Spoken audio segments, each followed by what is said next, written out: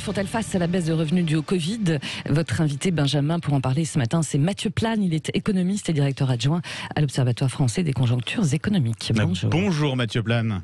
Bonjour. Merci d'être avec nous ce matin sur Sud Radio. Un chiffre, 6 milliards d'euros, c'est le montant des pertes liées au Covid pour l'ensemble de nos communes.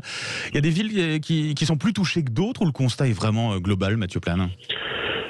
Non, il y a des villes qui sont certainement plus touchées que d'autres, mais on voit que la crise est quand même générale et elle impacte l'ensemble des territoires. C'est-à-dire que il y en a qui sont plus touchés que d'autres en raison de leur spécialisation sectorielle. On voit que le tourisme notamment est très impacté, donc on va dire les régions les plus touristiques sont surtout certainement les plus touchées. Et puis après, on a aussi l'aéronautique, par exemple. Donc il y a des régions aussi dans lesquelles on a de la production industrielle d'aéronautique qui vont être particulièrement touchées.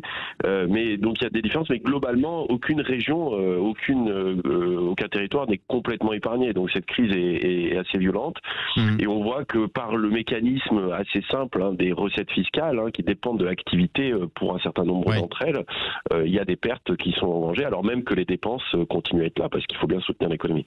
Est-ce que le quoi qu'il en coûte, le fameux quoi qu'il en coûte, il marche aussi pour les villes, pour les municipalités? L'État les aide financièrement face à cette crise ? Alors, il y a des transferts, mais qui sont finalement assez faibles entre guillemets par rapport à l'ampleur de la crise. Là, si on parle de l'ordre de 6 milliards d'euros de pertes, il n'y a pas une compensation intégrale des pertes. Alors, c'est vrai que les pertes de recettes fiscales sont quand même moins fortes que ce qu'on voit du côté de l'État pour des raisons assez simples. C'est d'abord parce que on voit que la fiscalité globale des collectivités locales, c'est de l'ordre de 15% de la fiscalité de l'ensemble de ce qu'on peut payer entreprises aux ménages. Donc c'est essentiellement des impôts et des cotisations qui sont liés à la sécurité sociale ou à l'État et assez peu aux collectivités locales. Et puis après, en fait, les recettes fiscales des collectivités locales, finalement, sont moins dépendantes des variations de revenus, typiquement comme la taxe foncière ou la cotisation foncière. Donc c'est vrai que finalement, on dit qu'elles sont plus rigides, ces assiettes fiscales. Ça veut dire qu'il y a eu moins de baisse que, par exemple, donc l'État encaisse une grosse partie quand même des recettes fiscales, beaucoup plus que les collectivités locales. Il n'empêche que malgré tout, pour certains nombre d'entre elles, ça les met en difficulté. C'était quoi d'ailleurs la situation financière des communes avant cette crise? Elle était plutôt bonne, plutôt fragile? Oui. Alors c'est là où effectivement il y a une grande différence entre l'État d'un côté qui porte beaucoup la dette et les déficits et les collectivités locales qui affichaient par exemple depuis 2016 des excédents budgétaires. Si je regardais ça depuis 2016, sur les 4 dernières années, il y a plus de 6 milliards d'excédents budgétaires du côté des collectivités locales. Donc elles abordent la crise, par exemple elles ont 8% du PIB de dette publique quand l'État aujourd'hui a plus de 100%. Donc elles ont quand même des situations financières beaucoup plus, on va dire assez favorables pour aborder cette crise. Par contre, on voit que c'est extrêmement hétérogène. C'est plutôt ça, c'est-à-dire que c'est pas un groupe homogène, les collectivités locales. Et surtout, il y a peut-être, ça c'est moins connu, elles doivent voter des budgets en équilibre budgétaire hors dépenses d'investissement. Ça veut dire que elles n'ont pas beaucoup de possibilités finalement de s'endetter si ça va mal. Donc pour équilibrer leur budget, si ça va vraiment mal, elles n'ont pas d'autre choix que de remonter la fiscalité et les impôts. Justement, c'est la question forcément qu'on se pose tous, ça nous concerne en tout cas. Cette possibilité, vous parlez d'augmenter les impôts locaux, on sait que certaines villes y pensent déjà, c'est vrai ça ? Oui, parce que il y a plusieurs raisons à ça. La première, c'est que face au choc économique et aux pertes de recettes fiscales, vous avez deux arbitrages possibles. C'est soit vous coupez dans les dépenses, mais on voit bien que les dépenses qui sont les dépenses de fonctionnement, c'est compliqué de les réduire rapidement, et puis ça a des impacts économiques et sociaux forcément sur l'emploi. Le deuxième, c'est les dépenses d'investissement, et souvent c'est ce qui est coupé en premier. Donc soit vous renoncez à vos projets d'investissement ou ceux qui sont en cours.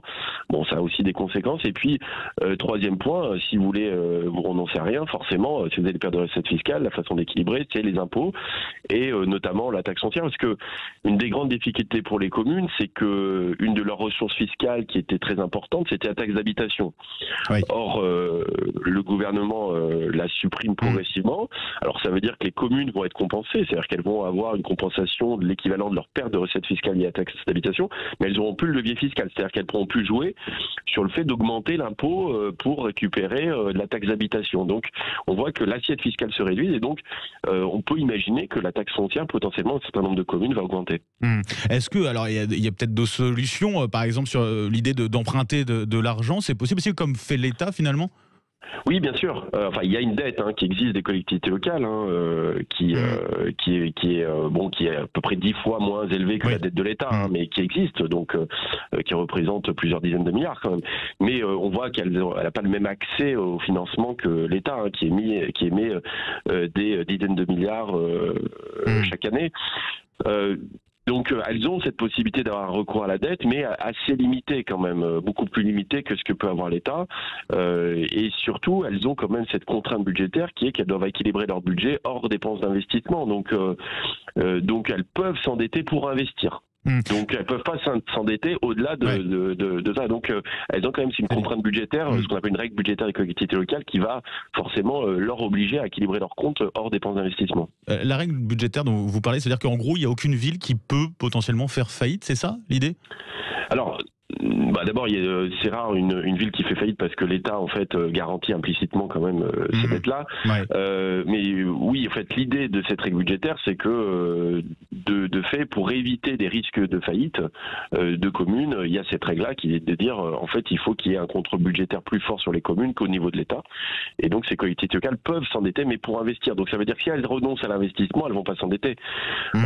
Pour autant, donc ça veut dire que globalement, s'il y a des pertes de recettes fiscales, il est très probable qu'à un moment donné, on ait des augmentations d'impôts si c'est pas des dépenses de fonctionnement qui diminuent. Bon, on surveillera à l'avenir notre taxe foncière, effectivement. Merci beaucoup, Mathieu Plane, économiste et directeur adjoint de l'OFCE.